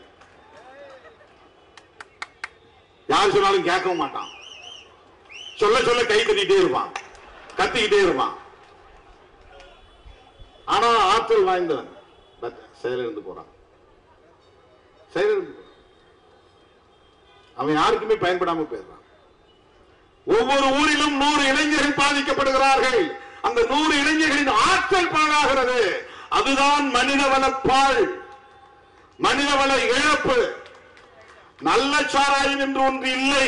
அதனால்தான் நான் கள்ளச்சாராயம் சொல்லாம நச்சு சாராயம் எழுதியிருக்கிறேன். கள்ளச்சாராயம் நீ சொன்னா நல்ல சாராயம் இருக்கிறது ஒத்துக்கிற மாதிரி ஆயிடும். சாராயமே தப்பு, அப்புறம் எங்க நல்ல சாராயம் ஒண்ணு இருக்குது? சாராயம் என்பதே கேடு, நல்ல சாராயம் என்று ஒன்று கிடையாது. சாராயம் என்பதே கேடு. அரசாங்கம் வித்துட்டா மட்டும் அது நல்லதாயிர முடியுமா?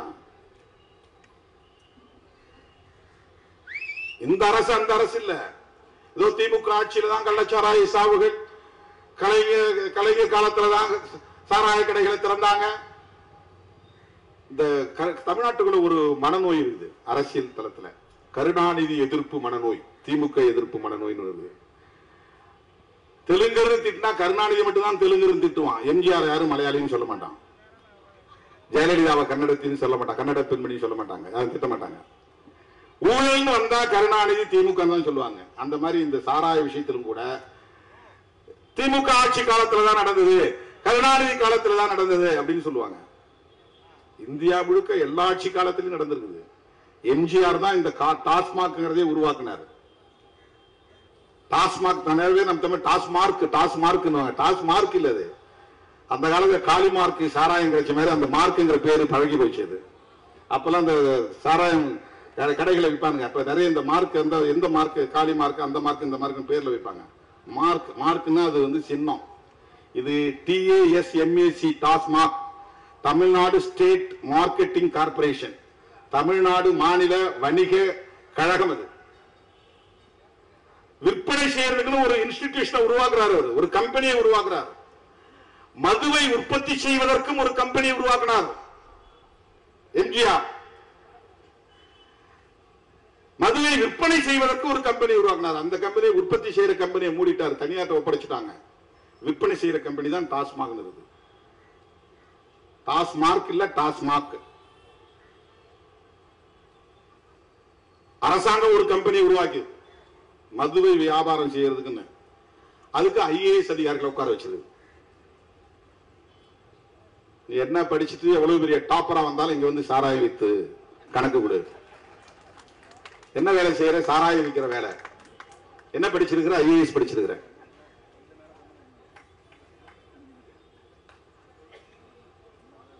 இதுக்கு மாதந்தோறும் ரிவ்யூ மீட்டிங் நடக்குது அகில இந்திய அளவில்.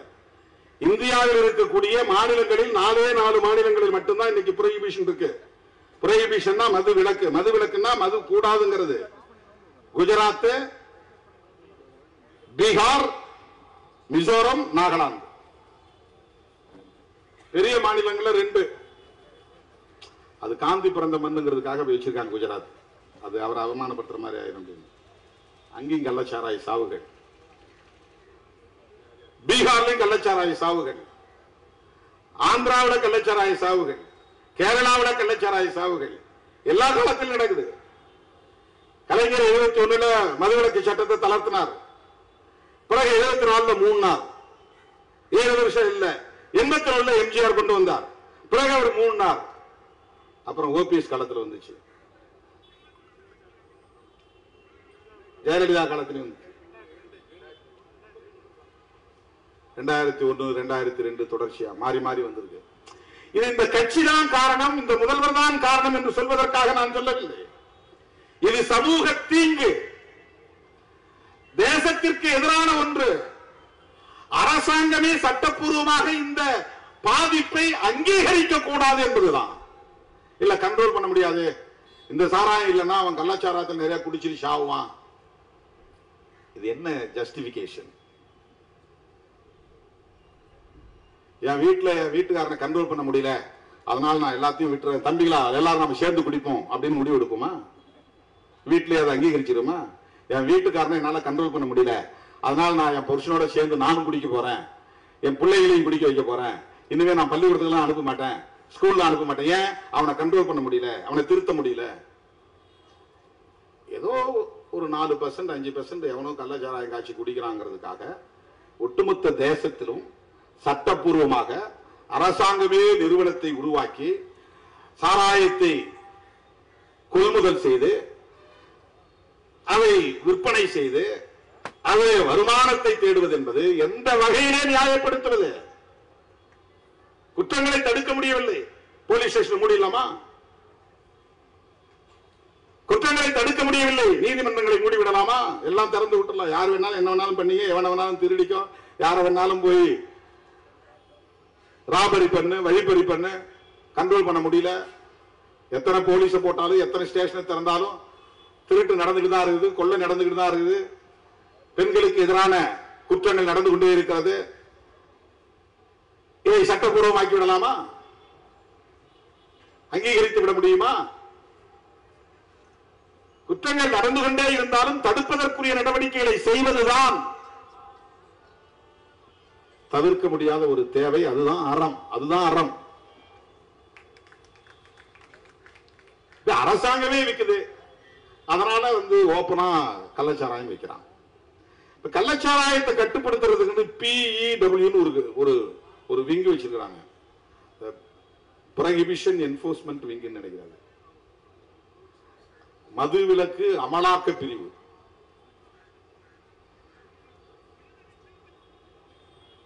அதுல பெரும்பாலும் லேடிஸ் தான் போடுறாங்க, எதுக்குன்னு தெரியல. இன்ஸ்பெக்டர், டிஎஸ்பி, அதுக்கு மேல இருக்கிற அதிகாரிகள் அதெல்லாம் பெண்களை தான் போடுறாங்க. எனக்கு தொடக்க காலத்தில் கிடைச்ச ஒரு அனுபவம். 1990களில் நான் இந்த இயக்கத்தின் தலைமை பொறுப்பை ஏற்ற போது மதுரையிலே கருவனூர் என்ற ஒரு கிராமத்தில் அந்த ஊரையே தீ வைத்து கொளுத்தினார்கள் சாதி வெறியர்கள். ஆனால் பிரச்சனை எங்கிருந்து தொடங்கியது என்றால், நம்ம கட்சியில் ஒருத்தர் சேர்ந்தார். அவருக்கு என்ன பிரச்சனைன்னா, போலீஸ் அடிக்கடி பிடிச்சிட்டு போயிருது. ஏன் போலீஸ் பிடிச்சிட்டு போகுது? அவர் ஏற்கனவே கள்ளச்சாராயம் காய்ச்சி வித்துக்கிட்டு இருந்திருக்காரு. இப்போ அது வேண்டாம், குடும்பம் வந்துருச்சு, பிள்ளைங்க ஆளாயிட்டாங்க, அவங்களெல்லாம் பாதுகாக்கணும் அப்படின்னு சொல்லிட்டு அதுல இருந்து தப்பிக்கிறதுக்கு முயற்சி பண்றாங்க. நீ ஏன் இப்ப கள்ளச்சாராயம் காய்ச்சல, ஏன் எங்களுக்கு மாமூல் கொடுக்கல, அதான் பிரச்சனை. காய்ச்சாதவனை பிடிச்சிட்டு போய் கேஸ் போட்டு உள்ள தள்ளுறது. அவர் அதுல இருந்து தன்னை தற்காத்துக் கொள்வதற்காக அப்போ கட்சி கிடையாது, தேர்தல் பாதை கிடையாது, வெறும் இயக்கம் தான், விடுதலை சிறுத்தைகள் இயக்கம். இதுல அவர் சேர்றாரு. சேர்ந்ததுக்கு பிறகு அதே காவல்துறை, அந்த உள்ளூர்ல இருக்கக்கூடிய ஒரு ஆய்வாளர் அவனை நேரா வீட்டுக்கு போய் தூங்கி இருந்தவனை பிடிச்சு அடிச்சு தெருவில் தரன்னு இழுத்துட்டு போய், நீ கட்சியில சேர்ந்துட்டு அவனை விட்டுருமா, கேஸ் போடுறாங்க. போலீஸை எதிர்த்து இயக்க போராட்டம் நடந்தது. உடனே சாதி வெறியர்களோடு சேர்ந்து சாதி வெறியர்களை தூண்டிவிட்டு அன்றைக்கு அதிமுக ஆட்சி மிகப்பெரிய வன்முறையை அந்த கிராமத்தின் மீது நடத்தினார்கள். அதெல்லாம் எனக்கு ரொம்ப புதுசு, பயங்கரமான அதிர்ச்சிக்குள்ளான கருவனூர்ல அந்த ஊரையே கொளுத்தினார்கள். பெரிய பிரச்சனையே என்ன, பிஇடபிள்யூவும் லாண்ட் ஆர்டர் போலீஸும் அவங்கள்ட்ட போய் தகராறு பண்றாங்க. நீ ஏன் காய்ச்சாம இருக்கிற, இவ்வளவு நாளா காய்ச்சி இருந்து இப்ப ஏன் காய்ச்சல? ஏன்னா அவனுக்கு அங்கங்க பாயிண்ட்ல இருந்து அவனுக்கு மாமூல் போகணும், அது நின்று போகுது.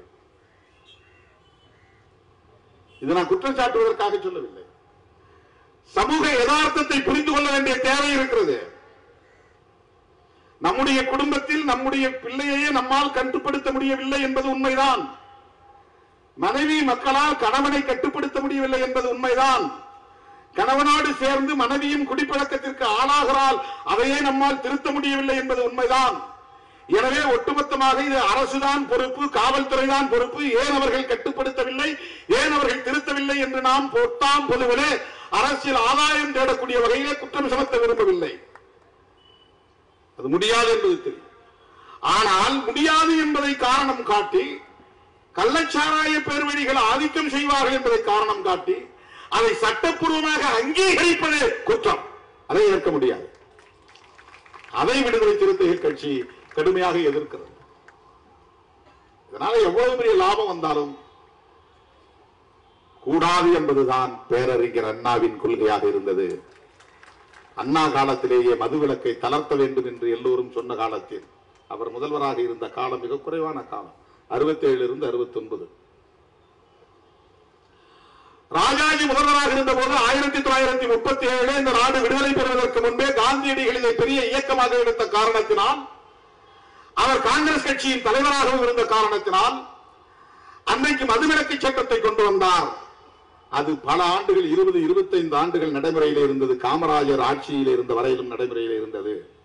அதன் பிறகு இந்தியா முழுவதும் மதுவிலக்கு தளர்த்தப்பட்ட நிலையிலே தமிழ்நாட்டில் மதுவிலக்கை தளர்த்த வேண்டிய தேவை உருவானது என்று காரணம் சொல்லி 71 ஆட்சிக்கு வந்த கலைஞர் மதுவிலக்கை தளர்த்தினார், சட்டத்தை திருத்தினார். ஆனால் மக்களிடத்திலே எழுந்த எதிர்ப்பால் 74 மூடினார். திறந்தவர் மூடினார் என்பதும் வரலாறு, அதையும் சேர்த்து சொல்ல வேண்டும். பிறகு 7 ஆண்டுகள் அப்படியே கிடந்த நிலையிலே 81 எம்ஜிஆர் திறந்தார். இதெல்லாம் இவர்தான் காரணம் அவர்தான் காரணம் என்பதற்காக சொல்லவில்லை. இந்த புரோஹிபிஷன் சம்பந்தமான சட்டம் எப்படி வந்தது, எப்படி மாறியது, எப்படி தளர்த்தப்பட்டது என்கிற வரலாற்றை சொல்லுவதற்காக நான் சொல்லுகிறேன். தோழர்களே, இன்றைக்கு தேசிய அளவில் மனிதவள இழப்பு என்பது அரசுக்கு வருகிற வருமானத்தை விட கடுமையான பாதிப்பை தருகிற இழப்பு. சில பேர் டி அடிக்ஷன் சென்டர் உருவாக்குங்கன்றாங்க. நீ கடையை மூடிட்டா எதுக்கு டி அடிக்ஷன் சென்டர்?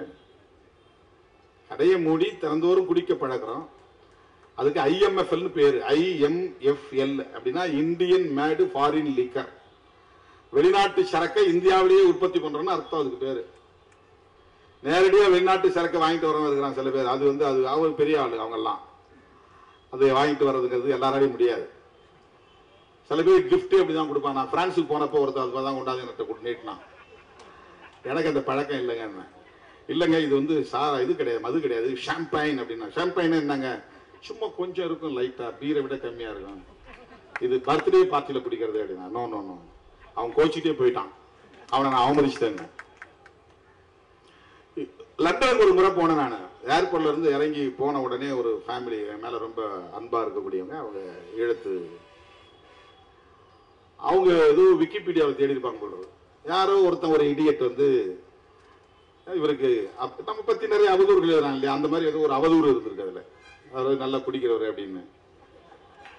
அதனால பெரிய பாட்டில் வாங்கி டேபிள் வச்சிருக்கிறாங்க. வாழ்நாள்ல அதை நான் தொட்டது கூட கிடையாது, வேண்டாங்க.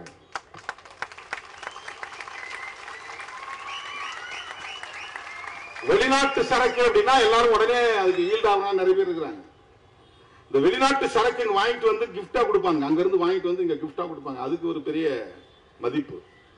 அதை இந்தியாவில் செய்யறான், இந்தியன் மேடு ஃபாரின் லிக்கர். அயல்நாட்டு மது இந்திய சரக்கு, இந்தியாவிலேயே தயாரிக்கிற அந்த ஃபார்முலாவை பயன்படுத்தி. அதுதான் இங்க பிராண்டி. அது பிராண்டி வந்து நம்ம ஊர் சரக்கு இல்ல, வெளிநாட்டு சரக்கு. அதை நாம தயாரிக்கிறோம். மூலப்பொருள் அதுக்கு எத்தில் ஆல்கஹால், ரெக்டிவேட் ஸ்பிரிட், எத்தனால்,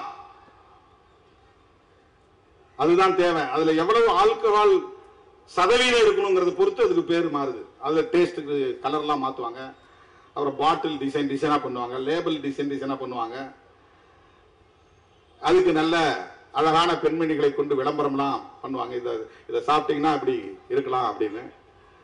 அது என்னன்னா எத்தனால்ல வந்து ப்ரொபோர்ஷனேட்டா சதவிகித அடிப்படையில் வந்து மிக்ஸ் பண்றது. 3ல இருந்து 5% இருந்தா பீர், 5% தான் இருக்கணும். மிச்சம் வெறும் வாட்டர் அல்லது ஸ்வீட்னர், அது ஒரு இனிப்பு கலந்துருக்கும், அவ்வளவுதான். அதுல வெறும் 3% அல்லது 5%, அதுக்கு மேல போனா அதுக்கு பீர் கிடையாது. பீர் தாண்டி மற்றதெல்லாம் பீர் ஒரு குடியே இல்ல, மதுவே இல்லம்பா. பீர் ஐயா சும்மா குடிக்கலாம், அதுலதான் ஸ்டார்ட் ஆகும் இந்த அடிக்ஷனே. அதுதான் ஸ்டார்ட் ஆகும். இது வந்து பிராண்டி கிடையாது, விஸ்கி கிடையாது, வைன் கிடையாது.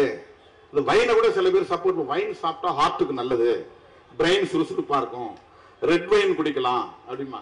ஏன்னா அது வந்து வெறும் பழச்சாறுல இருந்து தயாரிக்கிறது, அதெல்லாம் ஒன்றும் கிடையாது. பிரெயினை அட்டாக் பண்ணக்கூடிய எதுவுமே பாதிப்பு தான்.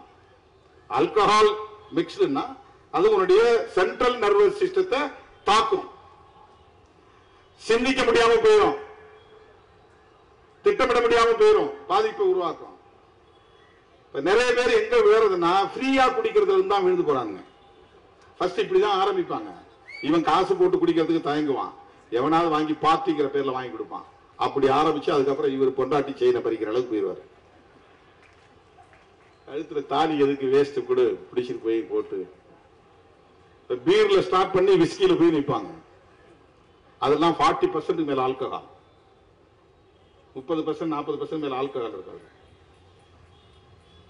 குடிக்கவே முடியாது, வாயில வைக்கவே முடியாது. அதுக்குதான் அந்த சோடா கிடா ஊத்தி நல்லா ஊறுகாயை தொட்டுக்கிட்டு, அப்ப எவனும் சாதிலாம் பார்க்க மாட்டான். அப்ப நக்கு நக்கு நக்குவான், வாயில இருக்கிற நோண்டி நக்குவான், விரல விட்டு எடுத்து சப்புவானுங்க. ஊறுகாயை தொட்டுக்குவான், கறியை கடிச்சு அவன் கடிச்ச எலும்பு வாங்கிக்குவான், கடிப்பான். அந்த அப்படியே இப்பதான் மச்சிம்பா, மாமாம்பா, மாப்பிளாம்பா. அந்த நேரம் எல்லாம் அது அந்த இடம் வந்து சமத்துவம், சாராயம் வந்து சமத்துவத்தை உருவாக்குது.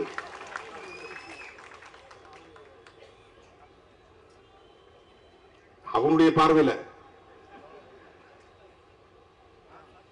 பீர்ல தொடங்கிதான் அது நடக்குது. அது IMF ஃபாரின் சரக்கு தான், அது இந்தியாவில் தயாரிக்கிறாங்க. இததான் இன்னைக்கு டாஸ்மாக் செய்து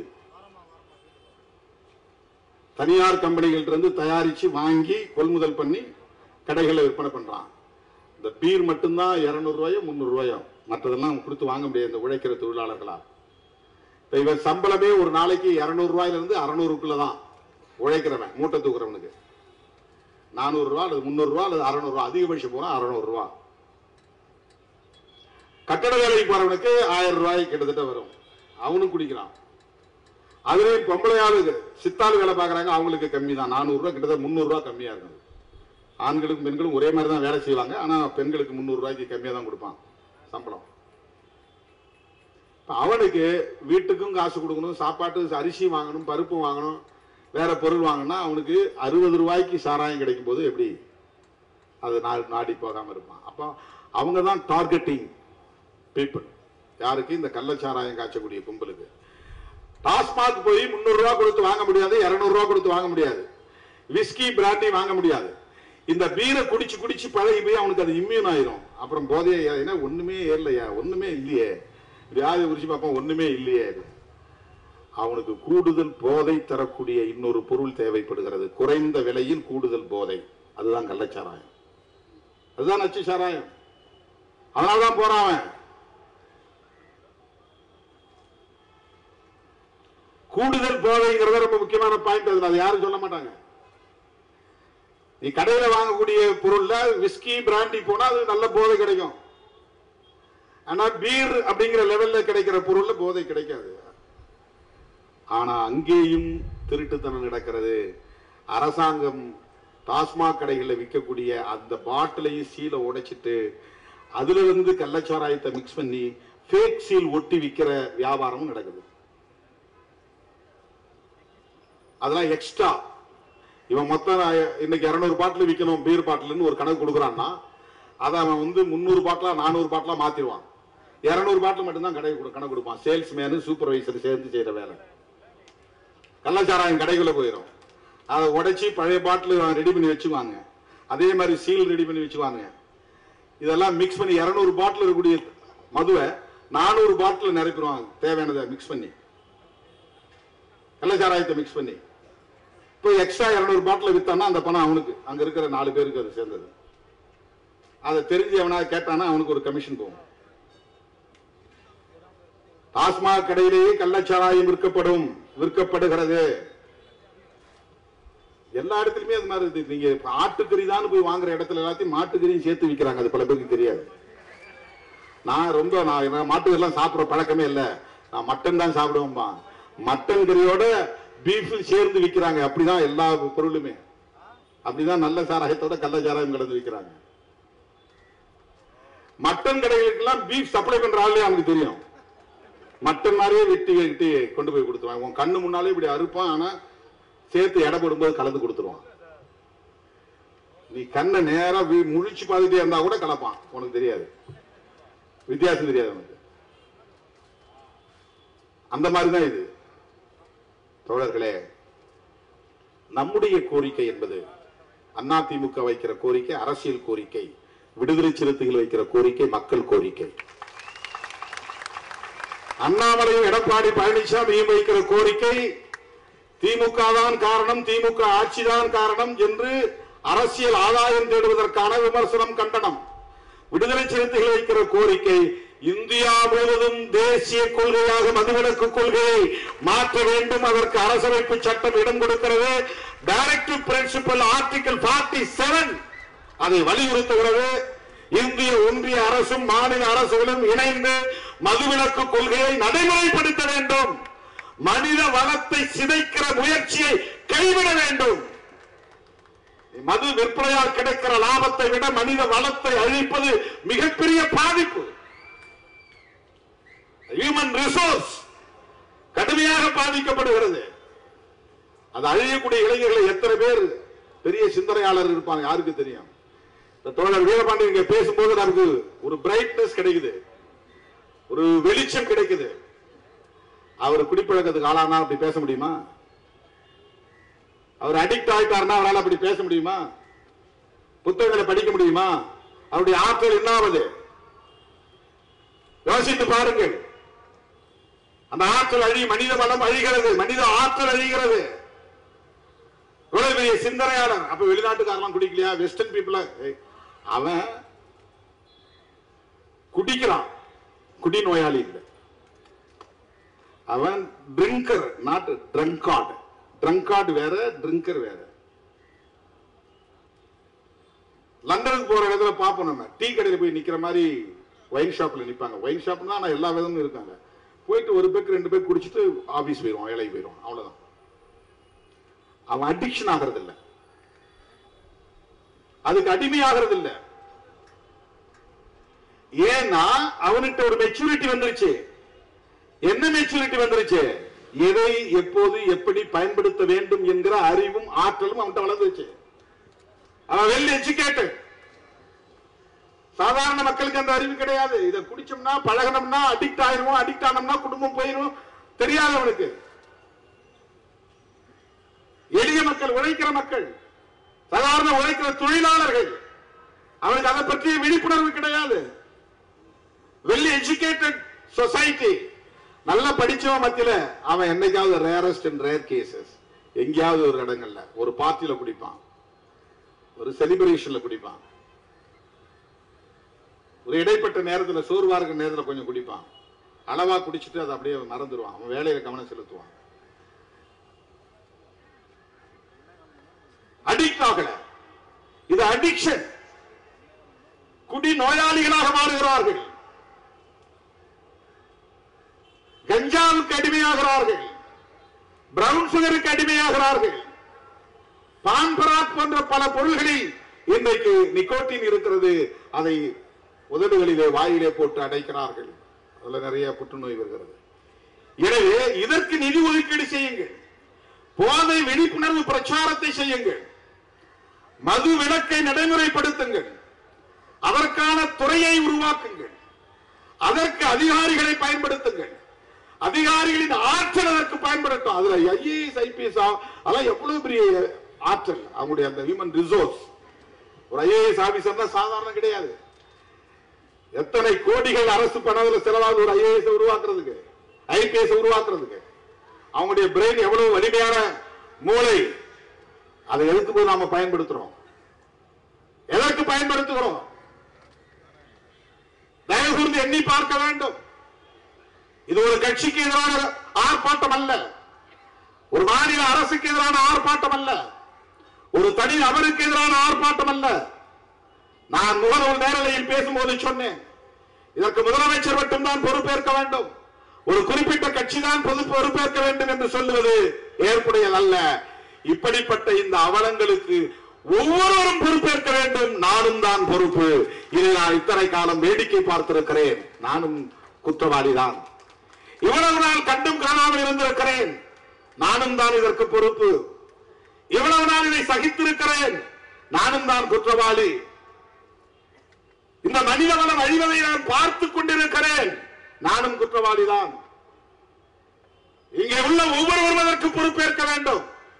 சும்மா போற போக்குல இந்த ஆட்சி தான் காரணம், இந்த அரசு தான் காரணம் சொல்லிட்டு போறதுங்கிறது ஒரு டெம்பரரி பொலிட்டிக்கல் கெயின். அது இந்த சந்தர்ப்பத்தையும் பயன்படுத்தி அரசியல் செய்யறதுங்கிறது ரொம்ப அருவருப்பானது, அநாகரிகமானது. அப்படிப்பட்ட அருவருப்பான அநாகரிகமான அரசியலை நாங்கள் செய்யவில்லை. 2016 ஆண்டு திராவிட முன்னேற்ற கழகம் சட்டமன்ற பொதுத் தேர்தலின் போது வெளியிட்ட தேர்தல் அறிக்கையிலே முழு மதுவிலக்குக்கு உடன்பட்டு அறிவிப்பு செய்திருக்கிறது. திமுகவினுடைய கொள்கைதான் இன்றைக்கு இந்த ஆர்ப்பாட்டத்தின் கருப்பொருள், முழு மதுவிலக்கு. அவங்களுக்கு அதுல உடன்பாடு இருக்கு. அதற்கு முன்னதாக விடுதலை சிறுத்தைகள் கட்சி நடத்திய மது ஒழிப்பு விழிப்புணர்வு பிரச்சாரம் குறித்து தோழர்கள் சொன்னார்கள். சசி பெருமாள் சாவுக்கு நான் போய்விட்டு வந்தேன். அண்ணன் வைகோ அவர்களின் ஊரிலே இருந்த டாஸ்மாக் கடையை மூட சொல்லி நடத்திய போராட்டத்தின் போது அவருடைய தாயாரும் அந்த ஆர்ப்பாட்டத்தில் கலந்து கொண்ட போது நானும் அந்த இடத்திலே இருந்தேன். மது ஒழிப்பு பிரச்சார பணியில் விடுதலை சிறுத்தைகள் மிகப்பெரிய இயக்கத்தை கடந்த காலத்தில் எடுத்திருக்கிறோம். மறுபடியும் நான் சொல்லுகிறேன், 2015 பெரியார் பிறந்த நாள் செப்டம்பர் 17 அக்டோபர் 2 காந்தி பிறந்த நாள் வரையில் தொடர் பிரச்சார இயக்கத்தை மேற்கொண்டோம். நான் இந்த மாபெரும் ஆர்ப்பாட்டத்தில் அறிவிக்க கடமைப்பட்டிருக்கிறேன்.